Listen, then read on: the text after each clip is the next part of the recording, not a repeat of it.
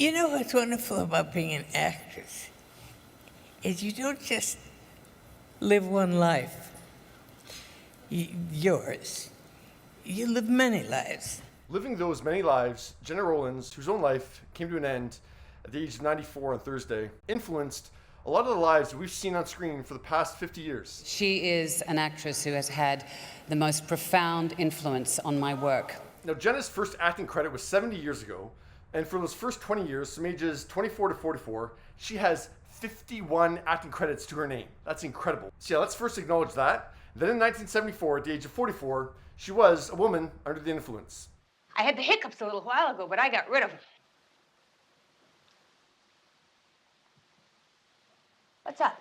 Here is the example. Here is the standard. This is the quality of work we should all strive for. Sure, I've taken pills. I've vitamin pills and sleeping pills. That's actually a movie that was shown in my first year film class at university. The professors chose classic movies for us to watch every Friday. And they're usually chosen because of their technical achievement or the groundbreaking story they had. But in the case of A Woman Under the Influence, it was shown as the example of a breakthrough performance. And not in regards to Gena's career, but a breakthrough performance for women on film, period. Is the rare star whose talent and authenticity is so potent that their contribution is synonymous with the evolution of film. Am I right, Nick? Gena Rowlands is the actress who smashed and destroyed the female stereotype of her time. Her work declares, you want to see a modern woman? Here is a modern woman. Of course, Gena stood on the shoulders of those greats who came before her from the golden age of Hollywood.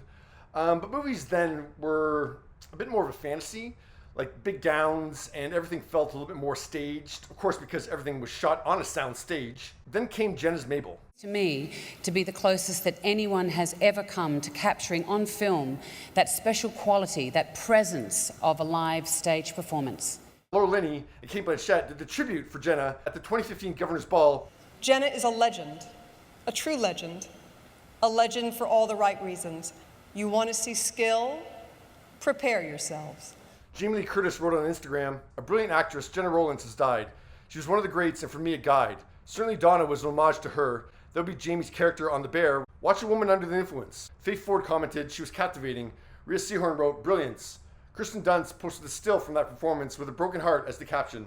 And until seeing her on film, I had never experienced, and it is an experience watching Gena Rowlands on film, I've never experienced this style of acting. Yeah, when I saw that Kate and Laura had done the tribute for Gena's honorary Oscar, it had never crossed my mind before, but I immediately thought, yep, that makes perfect sense. Because you can draw a straight line from Gena's Mabel to Kate's Oscar-winning work in Blue Jasmine and Laura's Wendy Bird in Ozark, Nocturnal Animals, and You Can Count on Me.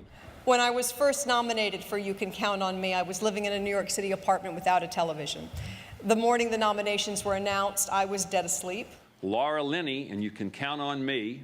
The phone rang, and in a confused haze, I heard Gena's voice say, well, congratulations. Yeah, back during that time, Laura was filming the TV movie Wild Iris with Gena as her co-star. I got the news from her. It is a memory I cherish. Laura didn't win the Oscar, but she did get her first Emmy nomination and Emmy win for Wild Iris. And to my magnificent Gena Rowlands, who I adore, and most of my performance was just based on looking into your eyes. I believe that without Gena and the road that she cut for us, the work of actresses like Meryl Streep, Cate Blanchett, Julianne Moore, Jennifer Lawrence, and many others worldwide simply would not exist. Gena got to see her influence firsthand when she co-starred with Robin Wright in She's So Lovely. Gena also stood out in other work like Something to Talk About, The Mighty, and The Notebook. Hello? This is Duke. He's come to read to you. Read? Mm-hmm. No. I don't know. A performance which many have cited in their headline reporting Gena's death on Thursday, which bothered Emmy nominee Carrie Coon, who tweeted, "We lost Gena Rowlands, one of the greats, but also our dignity, as headlines trumpet actress from The Notebook." A statement that Carrie expanded on in a second tweet. "Friends, I know people love The Notebook. I know her son directed it. I'm glad the headline might invite fans into her work, but it's still an oft-lamented, comical actress fear that an obit headline will feature one's most popular credit, not necessarily the most worthy." Yeah, people love that movie, and certainly Gena is part of that love. But yeah, the role is rather elementary. When it comes to Gena's skills, it doesn't represent what she did for the craft of acting. Now that role has a parallel to her own life, as her son Nick, who directed her in The Notebook, revealed in June that she was suffering from Alzheimer's, the same disease that her character suffered from in that movie. But as I put the story together, another movie parallel presented itself to me that made me go, whoa. Now a lot of people are citing Hope Floats as another one of Gena's most memorable roles, the 1998 movie where Gena co-starred as Sandra Bullock's mom and grandma to 9-year-old Mae Whitman. Did you ever see two such mopes? That's a mope, and that's a mope. All right, Mama. Now 36 years old and about to give birth to her own child any day now, Mae posted several stills from the film on her Instagram story and wrote on one, "Thank you for everything, Gena. Love you forever." You look just awful. Well, I feel awful, Mama. Well, you look it. Well, I feel it. Well, you look it.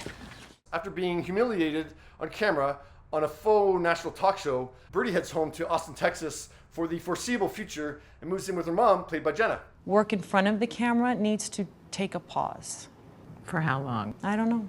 In March 2022, Sandra said, as she sat in the cafe that she and her sister co-owned in Austin, Texas, where Sandra lives, that's where she was going to be for the foreseeable future. I would just love to clean out the basement. You're being literal. I'm literal. I have a room where all my goes for all the years. I want to go through it, and I want to see if I remember any of it. One of the scenes is them going through Birdie's old stuff, not in the basement, but in the attic.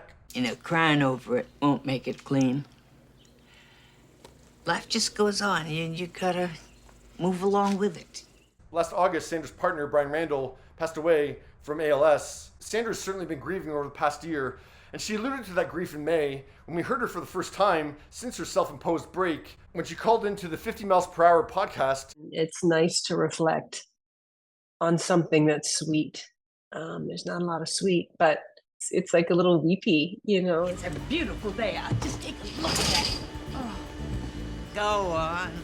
Get out there. Get this stink blown off you. And what is usually only in the movies, once Birdie finds that hope again, Gena's character passes away. That's what Mama used to say. She said beginnings are scary, endings are usually sad, but it's the middle that counts the most.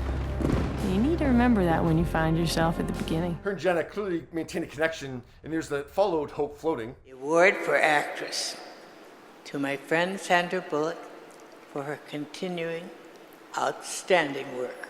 Gena presented Sandra with the Desert Palm Achievement Award at the Palm Springs Film Festival in 2014. I was watching fabulous women who may also or may not be over 40, giving groundbreaking performances and breaking my heart. There's been a couple segments over the past few months that I've acknowledged the leading role that Sandra has played in shattering the mentality that actresses are done at the age of 40. Sandra Bullock is over 40, came up a lot. I know that. Sandra Bullock is way past 40. Yeah, I know that too. She prepared to shatter that glass by starting to produce her own material at the age of 34. My first job as a producer allowed me to witness one of the most magical and beautiful women I'd ever watched and met in my entire life. Her stillness, her strength, her beauty, her talent, her power. I learned from her, and that's this gorgeous woman to my right, Mrs. Rowlands.